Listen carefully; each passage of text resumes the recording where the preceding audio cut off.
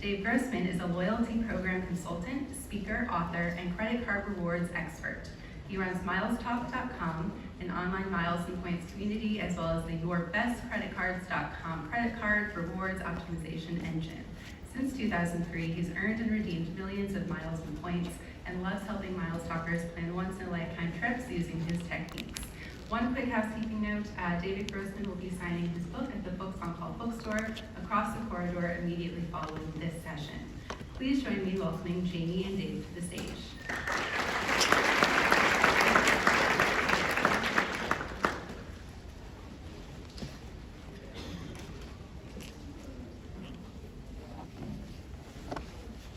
Okay. Wow, this is great to see so many people here that are interested in frequent flyer miles and points. Just to get a quick temperature of the room, how many of you guys have used frequent flyer miles and points? Thank goodness it was just about all of you. There are people that will fly and just not bother to credit the miles. But now, I'd love to know how many of you guys consider yourselves very into miles and points? Okay, there's like 20% of you, that's great.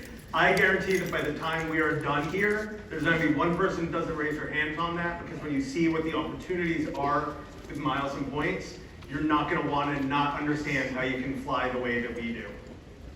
So, like we were introduced, my name is Dave Grossman. I write the blog milestalk.com, also run the Miles Talk Facebook community, where we talk about advanced tips and tricks on miles and points, and the credit card website, yourbestcreditcards.com, which is a rewards optimization engine where you type in what you spend on things and we tell you what your best cards are. I'm going to turn it over now to Jamie Larunas, who will introduce himself and get us started. Hi guys, my name is Jamie Larunas. I own the Forward Cabin Consulting. I also write for a site called The Upgraded Points. I also work on a number of different projects called Frequent Travel University and the Loyalty Summit and a few other things. So I eat, breathe, and live miles and points. And you will too after those. So the first thing we're going to talk about here is why you should collect miles and points over cash back. I know a number of you guys probably have a cash back card that earns 1% or 2% back on all your daily purchases. We're going to focus today a little bit more on the miles and points side of things and the associated credit cards with that. We're also going to talk about how to maximize your miles and points. So I had a Meet the Experts panel a few hours ago, and a number of you were asking questions about, what's the value of miles and points? How do I maximize it? How do I know if I'm getting a good value? What airlines should I fly? What destination should I go to? How should I search for rewards? We'll download a little bit of that. And points and miles are much more valuable for first and business class tickets, and many times it can be cheaper than the price of economy. So we're going to focus a little bit today on those premium cabin redemptions and hopefully not sitting in the back of the plane. Okay, so we're gonna alternate a couple of slides here that will show you why we do what we do and why, speaking for myself, why I'm absolutely insane about collecting miles and points. So the picture you're looking at now was a first-class trip to Tokyo on Japan Airlines, JAL. This was just an unbelievable experience. They were serving top-grade Wagyu A5 steak, Salon champagne. I actually drank a bottle of tea that was $100. The flight at the time, I remember looking, is there even a way you could get it discounted? This particular flight was going for $29,000 round trip, which is insane. And if any of you have no problem spending $29,000 on one flight, you can leave the room. You don't need to be here, just enjoy your Amex. But I spent $46 on this trip, and it was 160,000 miles at the time. So that was absolutely fantastic. So the next product you'll see here is Qantas First Class. How many of you have flown Qantas? Oh, actually more hands than I thought. Qantas is my favorite airline, by the way. I will argue that to the death. I fly Qantas a lot. I love going to Australia, so this is kind of one of my favorite redemptions. This, as you can see here, is Qantas First Class. It's set up in a one-by-one configuration, so every seat has an aisle. They're big, plush, comfortable seats that turn into a bed. Nice in-flight entertainment, nice lounges. nice food on board, and I think the service is absolutely wonderful. Of course, these are some of the longest flights in the world, from either LA to Sydney, or Dallas to Sydney, or Melbourne, London to Perth, and now, of course, you're seeing all this stuff now with Project Sunrise, those flights from Sydney to New York. So obviously you want to be in the front of the plane on those flights, and hopefully not sitting in the back. These tickets on average cost about $15,000, sometimes a little bit more one way. Qantas knows they can get you for that type of flight distance, and this costs about $20 plus 110,000 American miles, so quite a value. I'm going to second that. I absolutely love Qantas first class. They are in my top 3 first classes around the world. And once again, once you get really into this, you can have your own top 3 first classes around the world. It's not as crazy as it sounds. So this was Cathay Pacific first class. Fantastic food, fantastic seat. I know this a few years ago, so I'm a little younger. But the fantastic thing about this experience was that they actually have another seat. A little mini seat across from your seat. So if you're with a companion, you can actually dine for dinner together. I thought that was fantastic. Singapore. Okay, so this is Singapore first class. I just want to pause for a second and let you look at this.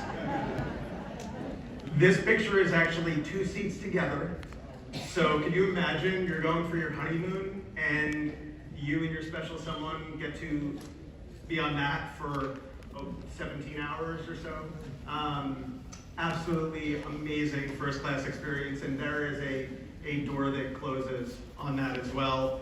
And for those of you that are New Yorkers, by the way, you can also fly that flight from JFK to Frankfurt. So a totally oddball route. You don't need to go to Singapore. You can go to Frankfurt and experience that same exact thing from here. Yep, I actually did that recently. I was trying to come home from Europe, and because I'm insane, I actually flew from Estonia to Frankfurt just so I could catch a first class flight from Frankfurt to New York.